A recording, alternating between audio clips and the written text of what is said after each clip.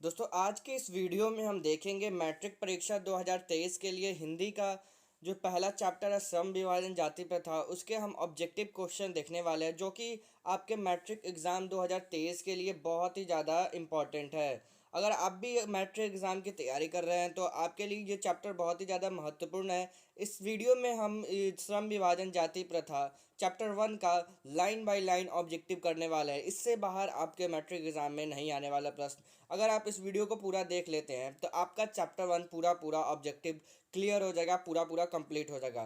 तो इस वीडियो के साथ पूरा जुड़े रहे और हमारे इस चैनल मैट्रिक मंत्रा को सब्सक्राइब आज ही कर ले अगर आप एक अच्छे तरीके से मैट्रिक की परीक्षा की तैयारी करना चाहते हैं तो चलिए हम लाइन बाय लाइन ऑब्जेक्टिव प्रश्नों को देखते हैं और सीखते हैं और याद करते हैं इन्हें। आपको सिर्फ अपना ईयरफोन क्या करना है, लगा लेना है। ईयरफोन लगा लेंगे तो आपका जो सारा मेरा वॉल्यूम होगा आपका एकदम दिमाग में जाएगा और एकदम बढ़िया तरीके से आपको याद हो जाएगा।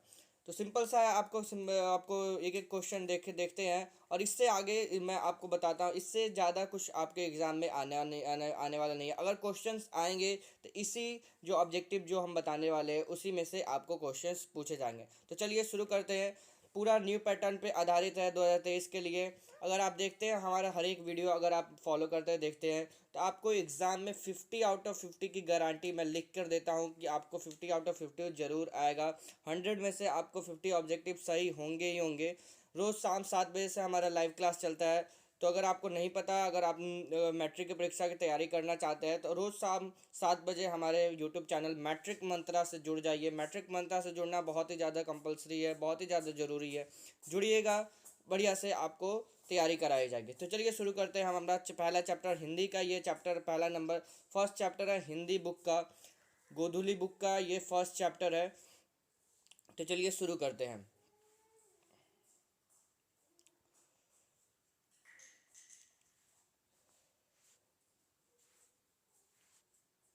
दोस्तों चैप्टर का नाम है श्रम विभाजन जाति प्रथा, जिसको लिखा है डॉक्टर भीमराव अंबेडकर ने। ये एक चैप्टर है, बहुत ही बढ़िया चैप्टर है, जिसमें जाति प्रथा के बारे में भीमराव अंबेडकर ने बताया कि कैसे जाति प्रथा हमारे समाज के लिए ये मतलब एक विषाक्त की तरह है। ये बहुत ही ज़्यादा, बहुत ही एक गलत चीज़ है हमारे समाज में। उसी के बारे में यहाँ पे डॉक्टर भीमराव अंबेडकर ने हमें बताया है। ठीक है, डॉक्टर भीमराव अंबेडकर के बारे में आप पहले से ही जानते हो। इन्होंने ही हमारा संविधान बनाया। इनको हम लोग संविधान जनक के रूप में ही जानते हैं। तो चलिए लाइन बाय लाइन ऑब्जेक्टिव के करते हैं। एक एक बुक से हमने एक एक लाइन से हमने ऑब्जेक्टिव लिया है जो कि आपके मैट्रिक एग्जाम में बहुत ही ज़्यादा ज़रूरी है, बहुत ही ज़्यादा कंपलसरी है। तो चलिए पहला क्वेश्चन है जिसकी हम लोग शुरुआत करते हैं। आज से एकदम बढ़िया से तैयारी कर रहे हैं। पहला क्वेश्चन है, डॉक्टर भीमराव अंबेडकर का जन्म कब हुआ था? डॉक्टर भीमराव अंबेडकर का जन्म पूछा जा रहा है। तो जो इसका आंसर, राइट आंसर होगा ऑप्शन नंबर डी होगा। 14 अप्रैल को हुआ था। 14 अप्रैल 1891 ईस्वी में इनका जन्म हुआ था। तो ऑप्शन नंबर डी हमारा करेक्ट आंसर हो जाएगा। चलिए दूसरे क्वेश्चन पे चलते हैं। थोड़ा सा जूम कर लेते हैं। दूसरा नंबर क्वेश्चन है, श्रम विभाजन और जाति प्रथा के लेखक कौन है? तो जैसा कि आपको पता है, ये चैप्टर जो श्रम विभाजन जाति प्रथा, इसके ये चैप्टर का नाम है और इसको लिखे हैं डॉक्टर भीमराव अंबेडकर। तो ऑप्शन नंबर ए हमारा राइट आंसर हो जाएगा। चलिए तीसरे नंबर पर क्वेश्चन पे चलते हैं। डॉक्टर भीमराव अंबेडकर का जन्म कब हुआ था? हमने इसी तरह का एक क्वेश्चन ऊपर पढ़ा था। तो इनका जन्म जो हुआ था 1891 ईस्वी में, 14 अप्रैल 1891 ईस्वी में हुआ था। 14 अप्रैल 1891 ईस्वी में हुआ था इनका जन्म। तो ऑप्शन नंबर डी हमारा करेक्ट आंसर हो जाएगा। चलिए चौथा नंबर सवाल देखते हैं। आदर्श समाज स्वतंत्रता, समानता, भ्रातृभाव पर आधारित होता है, यह कथन किसने कहा? यह किसने कहा? ठीक है, तो ये चैप्टर अगर आप पढ़ेंगे तो आपको ये लाइन मिलेगी और इसको डॉक्टर भीमराव अंबेडकर ने कहा है। बी नंबर हमारा करेक्ट आंसर हो जाएगा। चलिए पांचवा नंबर सवाल पे आते हैं। डॉक्टर भीमराव अंबेडकर का जन्म किस परिवार में हुआ था? तो इसके बारे में हम लोग को पता होगा कि जो डॉक्टर भीमराव अंबेडकर जो थे वो दलित परिवार से आते थे। मतलब वो दलित समाज के लोग मतलब दलित समाज से आते थे। तो ऑप्शन नंबर सी हमारा जो होगा वो करेक्ट आंसर हो जाएगा। चलिए छठा नंबर सवाल पे आते हैं। डॉक्टर भीमराव अंबेडकर ने किस प्रथा को आर्थिक पहलू से खतरनाक माना है? तो डॉक्टर भीमराव अंबेडकर का कहना था जो जाति प्रथा है वह हमारे समाज के लिए आर्थिक पहलू से भी बहुत ज़्यादा खतरनाक है। तो ये जाति प्रथा हमारा जो डी नंबर आंसर होगा, सॉरी देखिए थोड़ा सा इधर हो गया, जो ऑप्शन डी होगा हमारा वो करेक्ट आंसर होगा। जो जाति प्रथा है वो हमारे समाज के लिए आर्थिक पहलू से भी खतरनाक है। 7 नंबर क्वेश्चन पे चलते हैं। चलिए, डॉक्टर भीमराव अंबेडकर का जन्म कहाँ हुआ था? उनका जन्म आपको याद होगा, अभी हमने याद कराया 14 अप्रैल, बार बार मैं इसलिए लिख रहा हूँ कि आपको याद हो जाए, 14 अप्रैल 1891 ईस्वी में उनका जन्म हुआ था। और ये कहाँ हुआ था? तो मध्य प्रदेश के महू जिले में हुआ था। महू मध्य प्रदेश में उनका जन्म हुआ था। किनका जन्म हुआ था? डॉक्टर भीमराव अम्बेडकर का जन्म महू मध्य प्रदेश में हुआ था और 1891 ईस्वी में इनका जन्म हुआ था। कहाँ हुआ था अगर क्वेश्चन पूछेगा तो महू मध्य प्रदेश में लगाएंगे। ऑप्शन नंबर ए हमारा राइट आंसर है। और अगर पूछेगा कब हुआ था तो 1891 में हुआ था। चलिए 8वें नंबर सवाल पे आते हैं। भारत में बेरोजगारी का मुख्य कारण क्या है? तो हमारे देश में जैसे आपको पता है कि हमारे देश में बहुत ज़्यादा बेरोजगारी है और इसका मुख्य कारण जो है हमारे देश में जाति प्रथा बोल सकते हैं, एक बहुत ही ज़्यादा मुख्य कारण है हमारे देश में बेरोजगारी होने का। चलिए 9 नंबर को सवाल पे आते हैं। भारत में बेरोजगारी का एक प्रमुख व प्रत्यक्ष कारण क्या है? तो हमारे एक लेखक का कहना था जो भारत में बेरोजगारी का एक प्रमुख और प्रत्यक्ष कारण जो बना हुआ है वो क्या है? तो जाति प्रथा जो है हमारे सी नंबर जो आंसर होगा वो सही होगा। जो हमारे समाज में जाति प्रथा है वो प्रत्यक्ष और प्रमुख कारण बना हुआ है बेरोजगारी का। चलिए सी नंबर हमारा सही आंसर हो जाएगा। 10 नंबर क्वेश्चन पे आते हैं।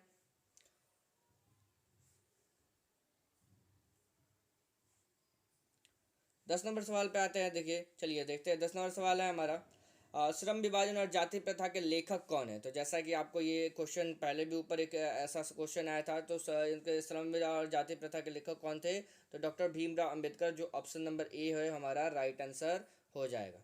चलिए 11 नंबर पे आते हैं। 11 नंबर सवाल क्या बोल रहा है? आधुनिक सभ्य समाज श्रम विभाजन को आवश्यक क्यों मानता है? आधुनिक जो सभ्य समाज है, जो हमारा अभी का जो समाज है, वो श्रम विभाजन क्यों आवश्यक मानता है? तो कार्य कुशलता के लिए। और ये आप अगर चैप्टर लाइन बाय लाइन पढ़ोगे तो जो श्रम विभाजन है वो बहुत ही ज़्यादा हमारे लिए अभी इम्पॉर्टेंट है हमारे आधुनिक समाज के लिए, क्योंकि कार्य कुशलता के लिए जो हमारा जो कार्य है वो बहुत ही ज़्यादा इफिशियंट होने लगता है हम लोग श्रम विभाजन करते हैं। तो चलिए ए नंबर जो होगा हमारा राइट आंसर हो जाएगा।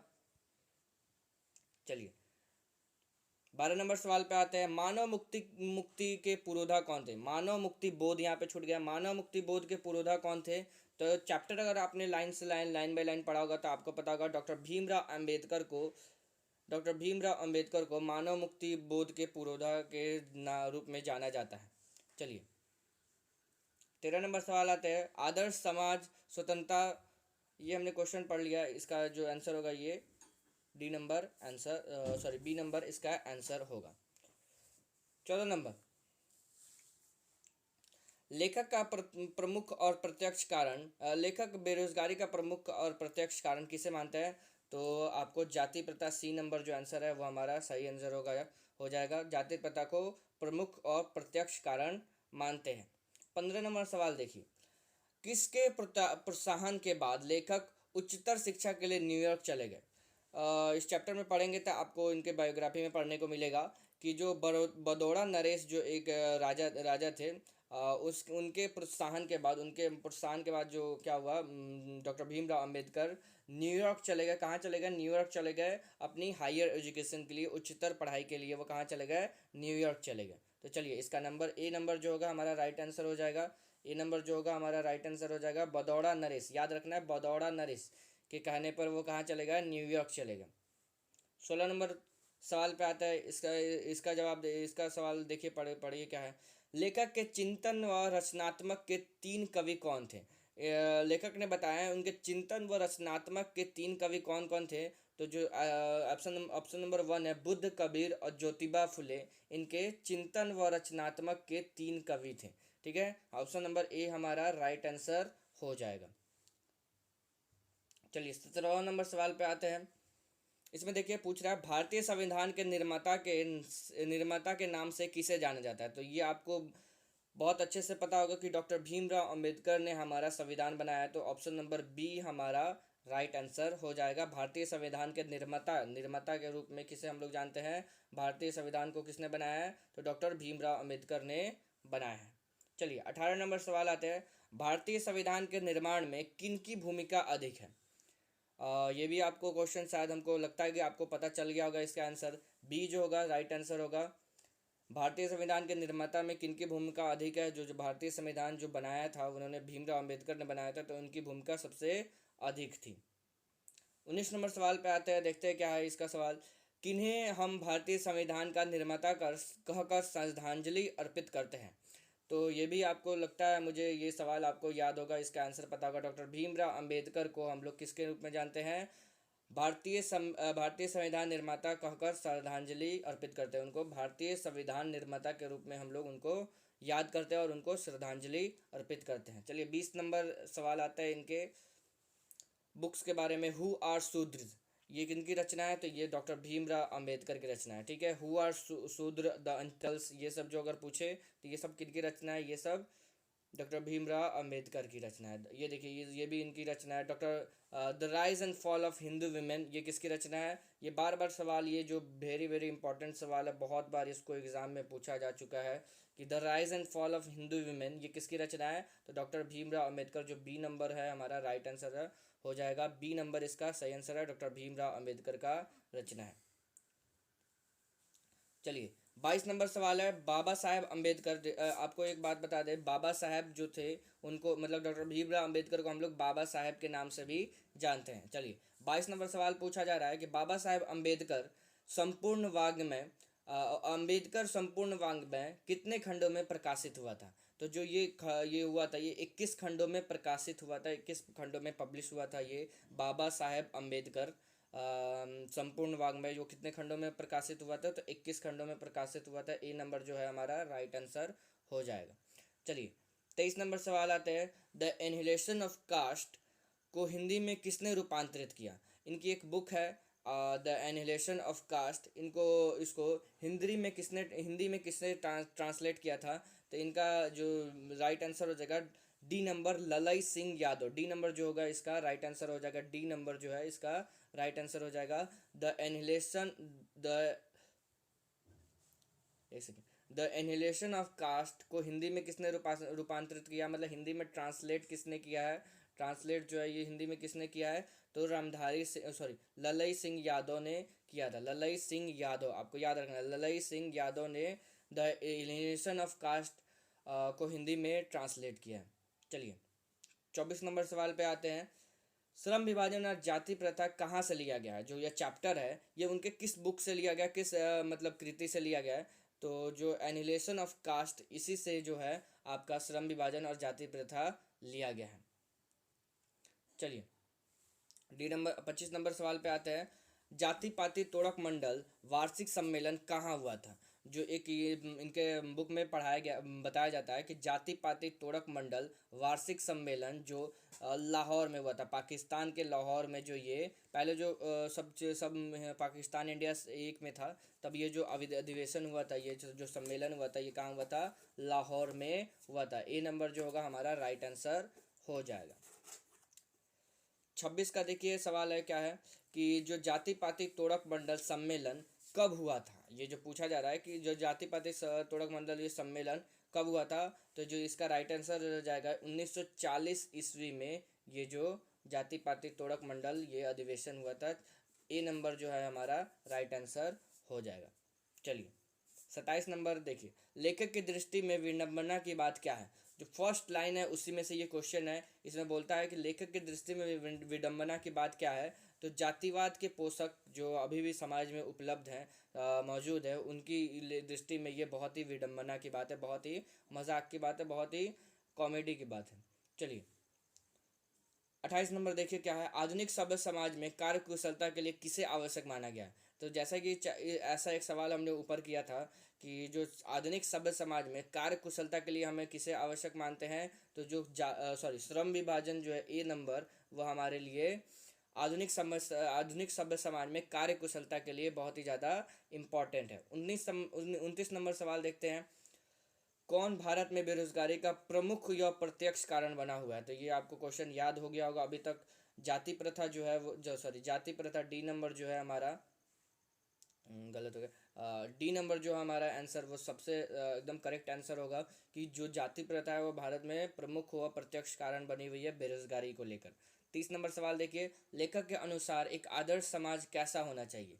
तो लेखक के अनुसार एक आदर्श समाज जो एक मतलब एक अच्छा समाज कैसा होना चाहिए, तो उन्होंने बताया कि स्वतंत्र होना चाहिए, मतलब उसमें सब चीज़ की छूट होनी चाहिए, समता होना चाहिए, एकदम समान होना चाहिए, भाईचारे की भावना होना चाहिए। तो ऑप्शन नंबर डी जो है हमारा करेक्ट आंसर हो जाएगा इनमें सभी, मतलब इसमें स्वतंत्रता भी होना चाहिए, समता भी होना चाहिए और भाईचारे भी होना चाहिए। ऑप्शन नंबर डी हमारा राइट आंसर हो जाएगा। 31 नंबर सवाल देखिए, लेखक कहता है कि भाईचारे का वास्तविक रूप कैसा होना चाहिए? लेखक की दृष्टि में भाईचारे का वास्तविक रूप कैसा होना चाहिए? तो दूध और पानी की तरह। कैसे दूध और पानी मिल मिल जाते हैं तो समझ में नहीं आता दूध कहाँ है पानी कहाँ है, तो उसी तरह हमारे भाईचारे का भी वास्तविक रूप कैसा होना चाहिए? दूध और पानी की तरह होना चाहिए। चलिए 32 नंबर सवाल पे आते हैं। The caste in India their mechanism किन की रचना है? यह किन की रचना है? तो ये भीमराव अंबेडकर की ही रचना है। ए नंबर इसका जो सही आंसर हो जाएगा। ठीक है, 33 नंबर सवाल पे आता है, डॉक्टर अंबेडकर ने किस पत्रिका का संपादन किया? चैप्टर में आप पढ़ेंगे तो इनको पता चलेगा आपको कि जो बहिष्कृत भारत, सी नंबर जो आंसर है वो हमारा राइट आंसर है। बहिष्कृत भारत का जो एक पत्रिका थी उनका संपादन कौन किया था? डॉक्टर भीमराव अम्बेडकर ने किया था। चलिए 34 नंबर सवाल पे आते हैं, डॉक्टर भीमराव अम्बेडकर की मृत्यु कब हो गई? तो ये जो मृत्यु थी इनकी दिल्ली में हो गई 1956। 1956 ईस्वी में दिल्ली में इनकी मृत्यु हो गई। इनका जन्म कब हुआ था? जैसे आपको पता होगा 1891 ईस्वी में इनका जन्म हुआ था। 14 अप्रैल को इनका जन्म हुआ था। एक बार रिकॉल करा दे रहे हैं आपको, चेन बना लेते हैं, चेन बनाना बहुत ही ज़्यादा ज़रूरी है। ठीक है, 14 अप्रैल को हुआ था, 14 अप्रैल को हुआ था इनका जन्म। और कब हुआ था? 1891 ईस्वी में हुआ था। मरे थे कब? तो 1956 ईस्वी में ये मर गए थे, इनका देहांत हो गया था। चलिए 35 नंबर सवाल पे आता है। इस सवाल का देखिए, 35 नंबर सवाल है, श्रम विभाजन और जाति प्रथा निम्न में से क्या है? तो ये जो हमारा जो ये 35 नंबर सवाल है, इसमें क्या है? ये एक भाषण है। एक सेकेंड में कंफर्म कर लेते हैं।